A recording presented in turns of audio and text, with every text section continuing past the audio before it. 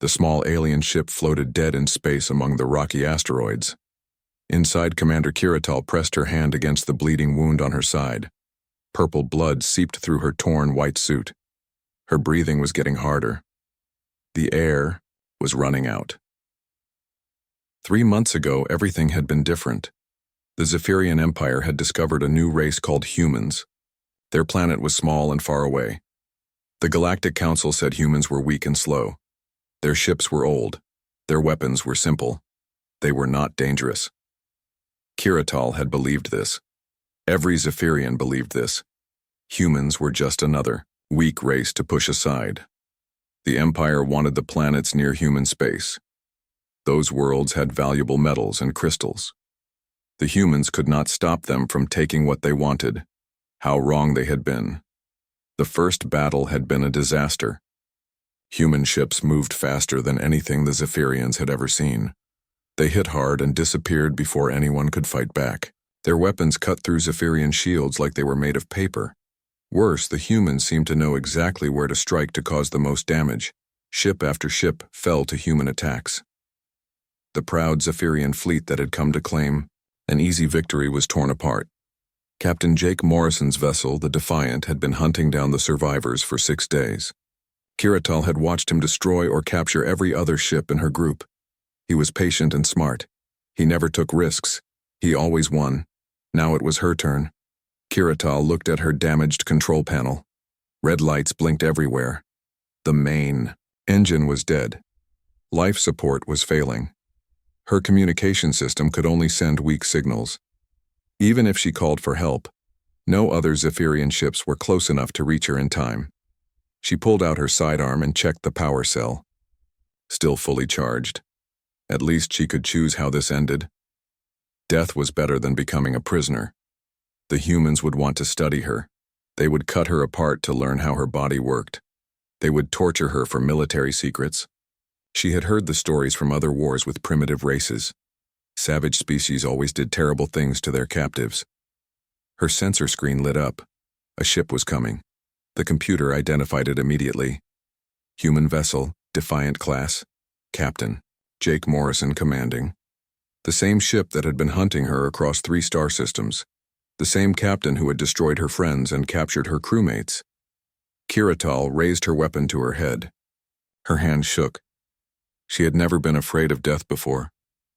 Zephyrian warriors were trained to die with honor. But something about these humans was different. They fought like no other race she had ever encountered. They were unpredictable and dangerous in ways she did not understand. The human ship moved closer. Its weapons were powered but not targeting her vessel. That was strange. Most races would have already destroyed her broken ship. Maybe they wanted her alive for their experiments. The thought made her press the weapon harder against her temple. She heard the sound of metal touching metal. The human ship had connected to her airlock. Heavy boots walked through her corridors. The footsteps were slow and careful. They were not rushing. That meant they were confident. They knew she could not escape or fight back. The door to her command center opened with a soft hiss. A tall human male stepped inside. He wore a dark blue uniform with small metal badges on his chest. His face was hard, but his eyes were alert and intelligent. This had to be Captain Morrison. He held a weapon in his right hand, but it was pointed at the floor. Kiratal kept her own weapon pressed against her head. Her finger rested on the trigger. One small movement and it would all be over. The human would not get the chance to hurt her. Morrison looked at her for a long moment. His expression did not change. He was studying her like she was some kind of puzzle to solve. Then he did something she did not expect. He put his weapon away and raised both hands to show they were empty. "Wait," he said. His voice was quiet and calm. "I am not here to hurt you." Kiratal stared at him. This made no sense. Every report about humans said they were violent and cruel. They killed their enemies without mercy. They took pleasure in causing pain. But this human stood before her with no weapons and spoke softly like he was trying not to scare her. "Your ship is dying," Morrison continued. He held up a small device that was making beeping sounds. That wound needs medical help right now. Your air will run out in less than 1 hour. Better to die free than live as your prisoner, Kiratal said. Her translator changed her words into human language, but the meaning was clear. Morrison reached into a bag on his belt. He moved slowly so she could see everything he was doing. He pulled out a white box with a red cross painted on it. Medical. Supplies. He threw the box toward her feet but did not come any closer. I have bandages that will work on your body, he said. My ship has a medical room that can treat your injuries. He paused and looked directly into her eyes. I am offering to help you. Kiratal felt confused and angry. This did not match anything she knew about humans. They were supposed to be predictable.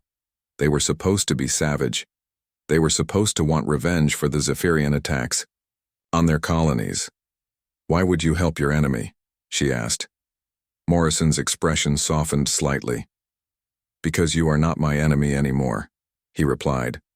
The war is over. Your fleet is gone. Your government has called for peace talks. You are just one person who needs help to stay alive. He gestured toward her bleeding wound. The beeping from his device was getting faster.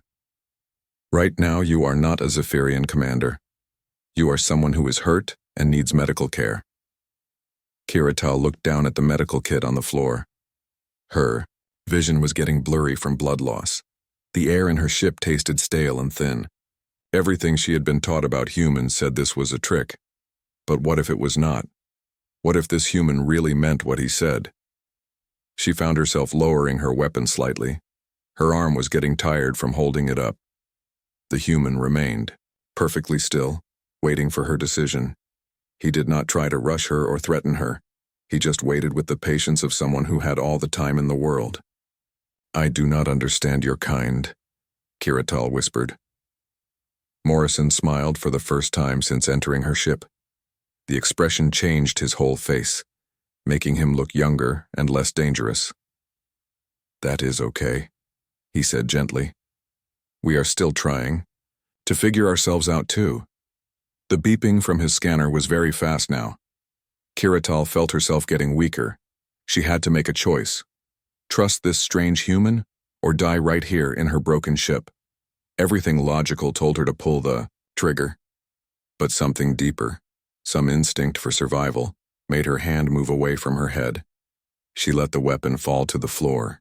Kiratal stared at her weapon lying on the floor. She could not believe what she had just done. Every part of her military training screamed that this was wrong. Humans were the enemy. They were dangerous and cruel. Yet this human captain stood before her with empty hands and kind words.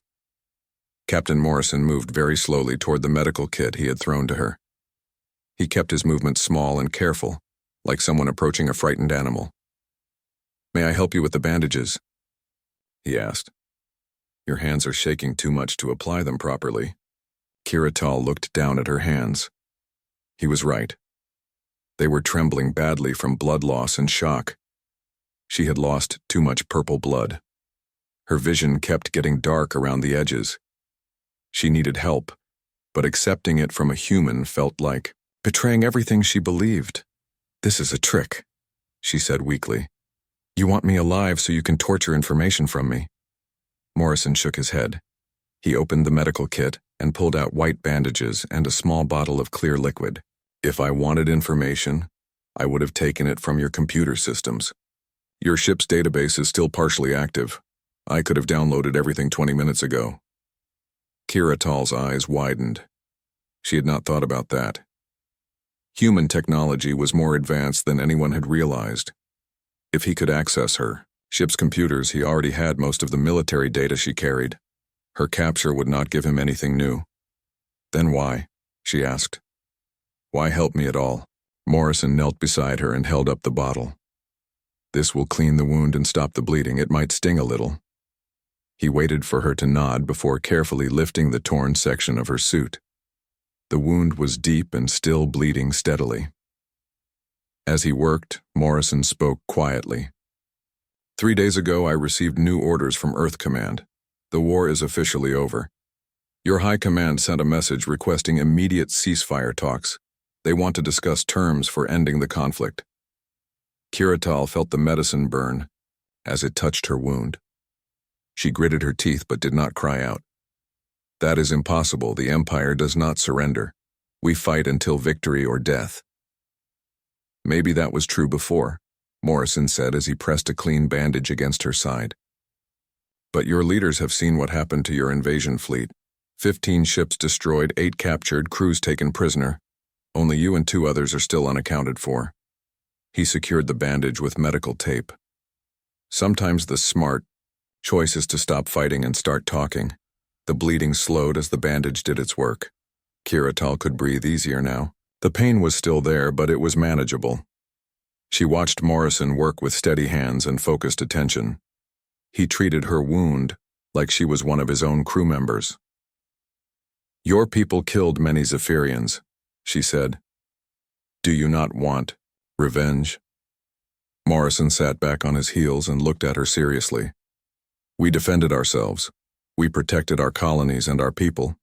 But wanting revenge is different from needing justice. He began packing up the unused medical supplies. My job was to stop your fleet from attacking human settlements. That job is done.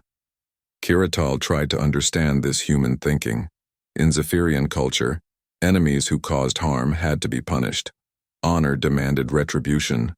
Peace could only come after the defeated side had suffered enough to balance the scales. But Morrison spoke like the fighting itself was enough. What will happen to me now? She asked. Morrison stood up and offered her his hand. First, we get you to my ship's medical bay. Dr. Park needs to examine that wound properly and make sure there is no internal damage. He paused. After that, we follow the ceasefire agreement. You will be treated as a prisoner of war under the Geneva Convention.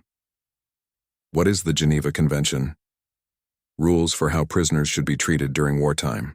Proper food, medical care, safe quarters, no torture or abuse. Morrison's expression was serious. Even our enemies have rights. Kiratal stared at his outstretched hand. Taking it would mean trusting him completely. She would be putting her life in human hands. Everything she had been taught said this was foolish and dangerous.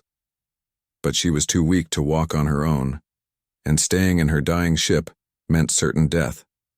She reached out and grasped his hand. His skin was warm, and his grip was firm but gentle. He helped her stand without pulling too hard or moving too fast. When she swayed on her feet, he steadied her with his other hand on her arm. Easy, he said. Take your time. We have portable life support units on my ship. You will be able to breathe normally. They walked slowly through her damaged ship toward the airlock. Kiratal looked around at the broken controls and flickering lights. This vessel had been her home for 2 years. Now she was leaving it forever to go aboard an enemy ship with an enemy captain who claimed he wanted to help her. Captain Morrison, she said as they reached the airlock, if our positions were reversed, if you were wounded and alone on a human ship, would your people show you the same mercy? Morrison stopped walking and turned to face her. His expression was thoughtful. I hope so, he said finally. But honestly, I do not know. Humans can be just as capable of cruelty as kindness. The difference is choice. He gestured toward the open airlock leading to his ship. Every person has to decide what kind of person they want to be. They stepped through the airlock together. The human ship was clean and bright, with white walls and soft lighting. The air smelled different from Zephyrian ships, but it was fresh and easy to breathe. Several human crew members waited in the corridor, but they kept their distance and did not stare at her. A woman in a medical uniform approached them. She had short brown hair and kind eyes behind small glasses. I am Dr. Lisa Park, she said. Let me help you to the medical bay. Kiratal looked back one last time at her damaged ship through the closing airlock. She was now completely dependent on these humans for her survival. They could do anything they wanted to her. But for the first time since her capture, she did not feel afraid. Maybe Captain Morrison was right. Maybe the choice of what kind of person to be was more important than following old rules about enemies and revenge.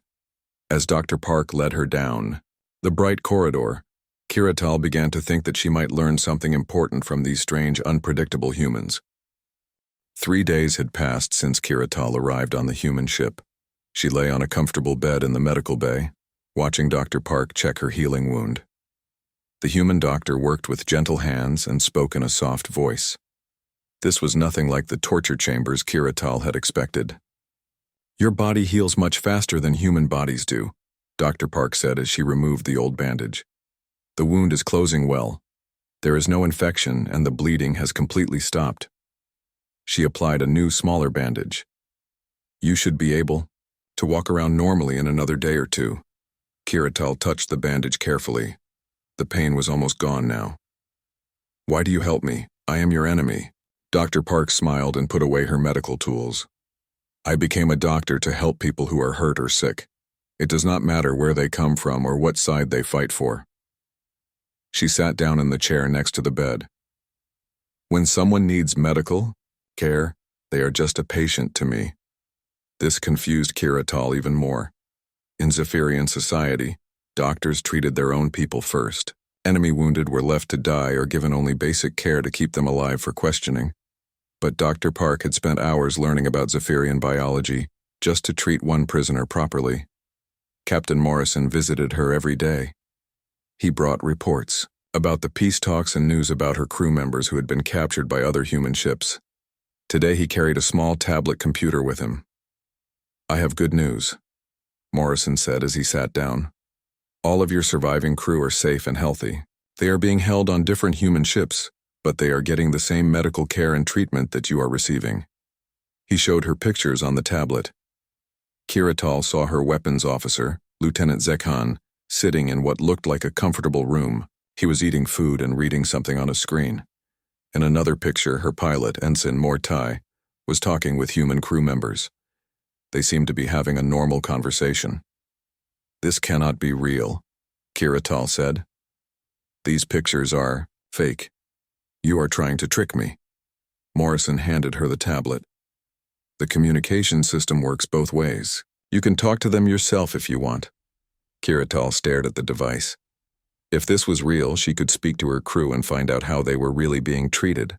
But if it was a trick, the humans might use the conversation to get information from her. She decided to take the risk.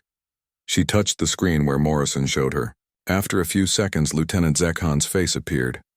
His eyes went wide when he saw her. "Commander Kiratal, you are alive." He looked healthy and unharmed. "We thought you had been killed when your ship disappeared. Are you well, Lieutenant? Are the humans treating you properly?" Zekhan nodded quickly. "Yes, Commander. They give us good food and clean quarters. The human doctor fixed my broken arm and gave me medicine for pain. They even have entertainment programs in our language." He paused and looked confused. "Commander, these humans are very strange. They do not act like conquerors." Kiratal looked at Morrison, who was listening quietly. "What do you mean?" "They ask us questions about our culture and our homeworlds. They want to know about our families and our interests. Yesterday, the human captain on this ship showed me pictures of his children and asked about my offspring back home." Zekhan shook his head. "They treat us like guests instead of prisoners." After ending the conversation, Kiratal felt more confused than ever. Everything she had been taught about humans was wrong.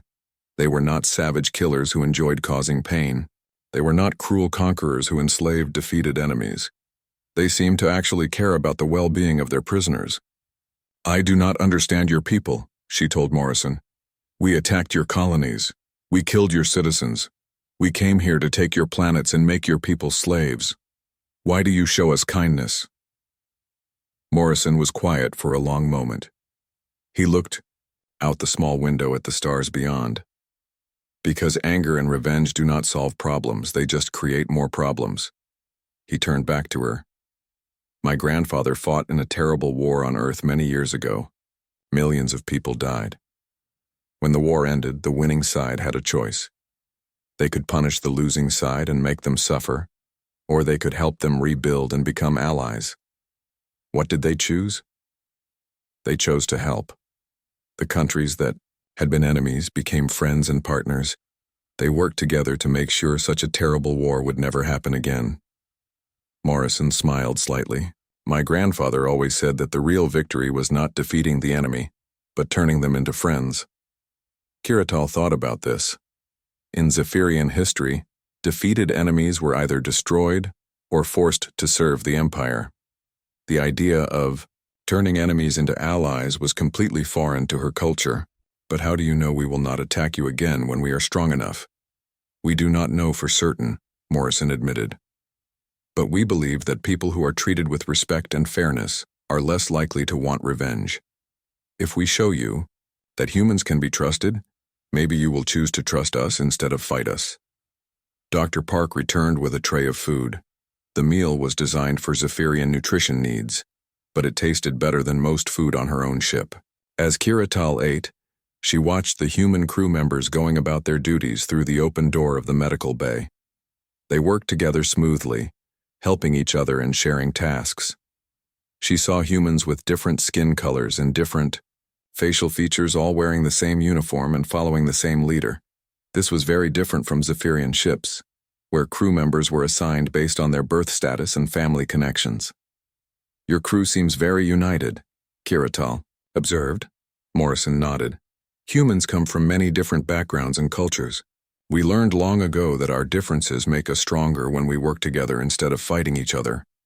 On Zephyrian ships, the crew follows orders because they must. Here, your people seem to follow orders because they want to. Good. Leaders earn respect instead of demanding it, Morrison said. When people believe in their mission and trust their commanders, they fight harder and work better. As the day continued, Kiratal began to understand why the Zephyrian fleet had been defeated so easily. It was not just better technology or superior tactics. The humans fought as a truly united force, with every person committed to protecting their way of life. They were unpredictable because they could adapt and change their methods quickly when needed. More importantly, they were willing to show mercy to defeated enemies because they understood that today's enemy might become tomorrow's ally. This was a completely new way of thinking about war and peace. Kiratal realized that if more species thought like humans, the galaxy might be a much more peaceful place. By the end of the first week, Kiratal was healthy enough to walk around the human ship. Captain Morrison had given her permission to explore most areas, except for the weapon systems and classified sections. She wore a small device on her wrist that translated her words and helped the human crew understand her. Her first stop was the engine room. Chief Engineer Carlos Rodriguez was working on one of the large machines that powered the ship.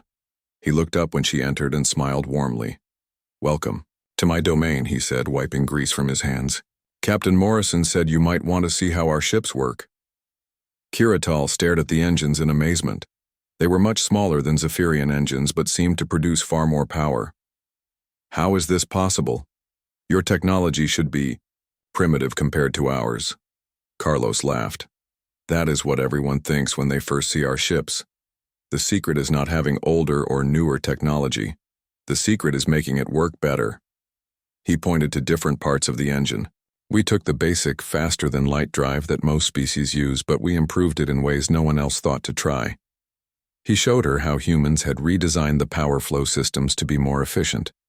They had found ways to reduce the size of components without losing strength. Most importantly, they had created backup systems for every important function. Zephyrian ships are built to work perfectly when everything goes right, Carlos explained. Human ships are built to keep working when everything goes wrong. This made sense to Kiratal. During the battles, she had seen human ships continue fighting even after taking serious damage. Zephyrian vessels usually became helpless after losing their main systems. "We also fix problems differently," Carlos continued. "When something breaks on a Zephyrian ship, you replace the whole component with a new one. When something breaks on a human ship, we figure out why it broke and make it stronger so it will not break again." Next, Kiratal visited the communications center. Lieutenant Amy Johnson was monitoring signals from across the star system.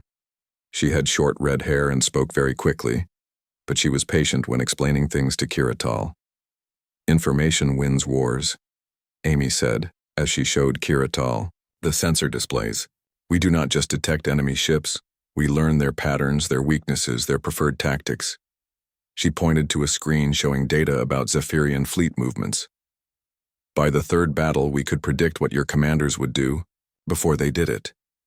Kiratal studied the information on the screens. The humans had detailed records of every Zephyrian ship movement, every communication, every tactical decision. They had been watching and learning from the very beginning. "This is how you defeated us so easily," Kiratal said. "You knew everything about us, but we knew nothing about you." Amy nodded. "Knowledge is power. But we also share information better than most species. When one human ship learns something useful, all human ships know it within hours." She showed Kiratal the communication network that connected human vessels across multiple star systems. "We fight as one big fleet instead of many small ones." At dinner that evening, Kiratal sat with several human crew members in the main eating area. She had been nervous about this, but the humans were friendly and curious rather than hostile. They asked her questions about Zephyrian culture and told her about their own homes and families. Sergeant Mike Thompson was a security officer who had grown up on a farming planet. "My family grows food crops that feed millions of people," he said proudly. "When I heard that your fleet was attacking human colonies, I thought about my parents and my little sister. That is why I fight, to protect people I care about." Engineer Sandra Lewis came from a space station near Earth. "I have been working on starships since I was 16 years old. Every ship I help build or repair might save human lives someday." She looked at Kiratal with genuine curiosity. "What made you decide to join your military?" Kiratal thought about the question. In the Zephyrian Empire, military service brings honor to your family. Strong warriors are respected and given good positions in society. She paused. "But I also wanted to see the galaxy and visit new worlds." "Do you still feel that way?" asked Dr. Park, who had joined them for dinner. "I am not sure," Kiratal admitted. "This war has shown me things I did not expect to see. Your people fight to protect what you love, not to gain honor or conquest. There is a difference." After dinner, Captain Morrison walked with her to the observation deck. Through the large windows, they could see stars and distant planets. The view was peaceful and beautiful. "Tomorrow we will reach the meeting point for the peace talks," Morrison said. "Representatives from both our governments will try to end this conflict permanently. What will happen to me after the talks?" Morrison was quiet for a moment. "That depends on what your government decides. You could be returned to Zephyrian space as part of a prisoner exchange. Or if you choose, you could stay and help both sides understand each other better." Kiratal looked at him in surprise. "You would trust me to help with peace negotiations?" "You have seen both sides now," Morrison replied. "You understand how Zephyrians think, but you also understand how humans think. That makes you valuable to both governments." He smiled. "Besides, you have already made your choice about what kind of person you want to be." "What do you mean?" "A week ago you were ready to kill yourself rather than become a prisoner. Today you are having dinner with your former enemies and asking questions about how to build a better future." Morrison looked out at the stars. "That tells me you are someone who can change and grow when presented with new information." Kiratal realized he was right. She had changed during her time on the human ship. She no longer saw humans as savage enemies to be defeated. Instead, she saw them as a different kind of people with different values and different ways of solving problems. Some of their methods were better than Zephyrian methods. "If I help with the peace talks, what would I do?" "Help both sides avoid misunderstandings. Explain Zephyrian customs to human negotiators, and explain human customs to Zephyrian negotiators." Morrison turned to face her. "Peace is not just about ending the fighting, it is about building trust and friendship between former enemies." Kiratal thought about her crew members who were being treated well on other human ships. She thought about Dr. Park's kindness and Carlos's willingness to share knowledge. She thought about the human crew members who had welcomed her to their dinner table despite everything that had happened. "I think I would like to try," she said finally. Morrison smiled. "I hoped you would say that. The galaxy needs more people who are willing to build bridges instead of walls." As they stood together looking at the stars, Kiratal felt something she had not expected when this journey began. She felt hope for a better future where Zephyrians and humans could work together, instead of fighting each other. 2 weeks after her rescue, Kiratal stood in the communications center of the Defiant. Today was the day she would speak to the Zephyrian High Command about the peace negotiations. Her hands were steady now, but her heart was beating fast. What she was about to do would change everything between humans and Zephyrians forever. Captain Morrison stood beside her, wearing his formal dress uniform. "Are you ready for this?" he asked quietly. Kiratal nodded. She had practiced her speech many times over the past few days. Dr. Park had helped her organize her thoughts, and Lieutenant Johnson had made sure the communication system would work perfectly.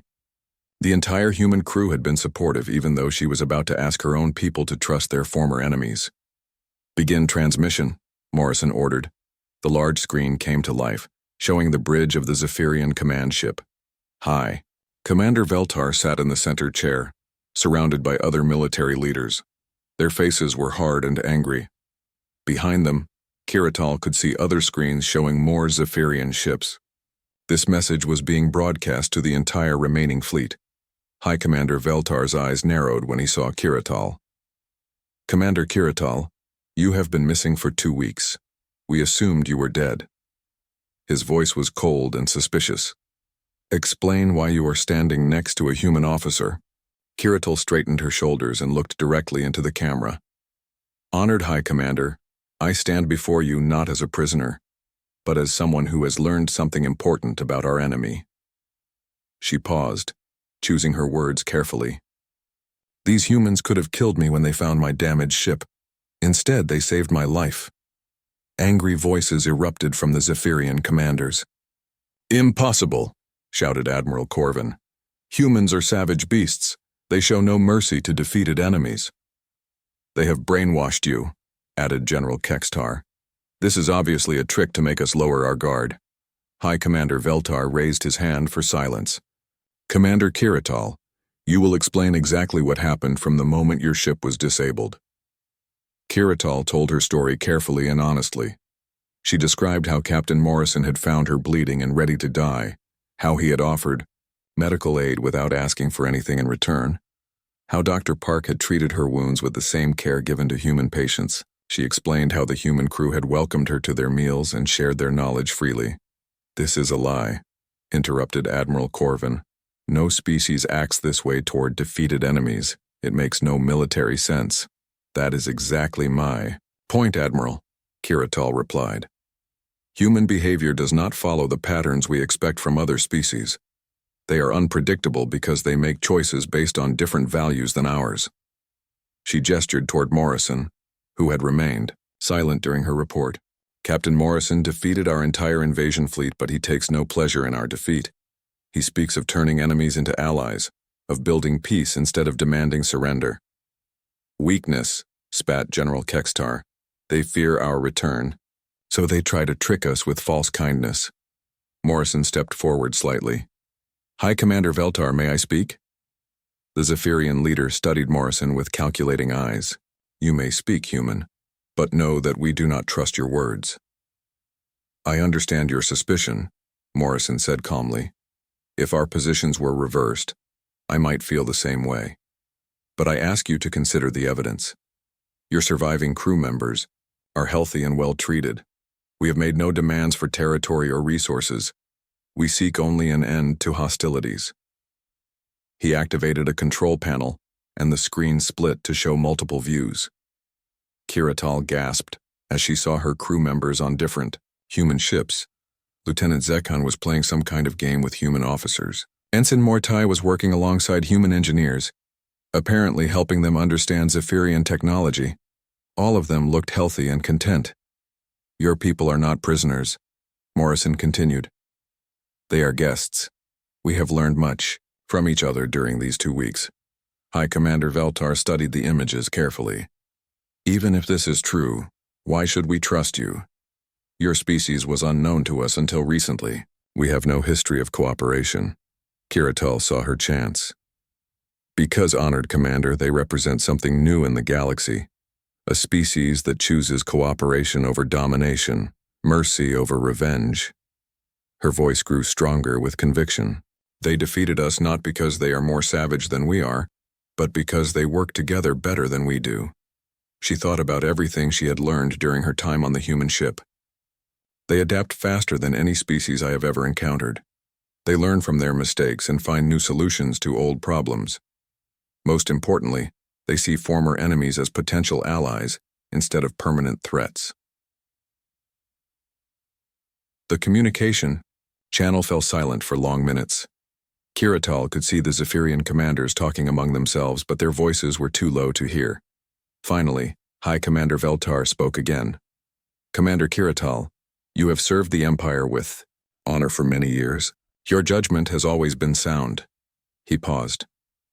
Do you truly believe these humans can be trusted?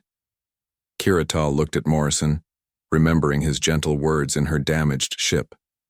She thought about Dr. Park's careful medical treatment, Carlos's willingness to share technical knowledge, and Amy's patient explanations of human tactics. She remembered the friendly dinner conversations and the crew's acceptance of her presence among them.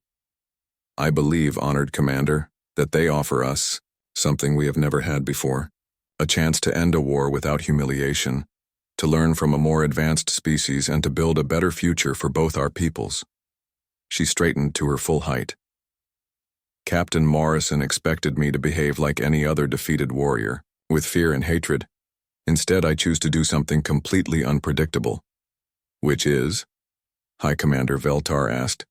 I choose to trust them, not because I am weak or brainwashed, but because I have seen evidence of their character. Kiratal's voice carried across space to every Zephyrian ship. They could have destroyed us completely, but they chose restraint. They could have enslaved us, but they offer partnership. They could have demanded our surrender, but they ask only for peace. High Commander Veltar was quiet for a very long time. When he finally spoke, his voice was thoughtful rather than angry. These peace negotiations you mentioned, what exactly are the humans proposing? Morrison activated another display, showing star charts and territorial boundaries. We propose a formal end to hostilities, establishment of trade agreements and cultural exchange programs. No territorial concessions are required from either side. We believe both species can benefit from cooperation. And if we refuse, Morrison's expression remained calm. Then we will defend ourselves if attacked, but we will not pursue aggressive action against Zephyrian territory. The choice is yours to make.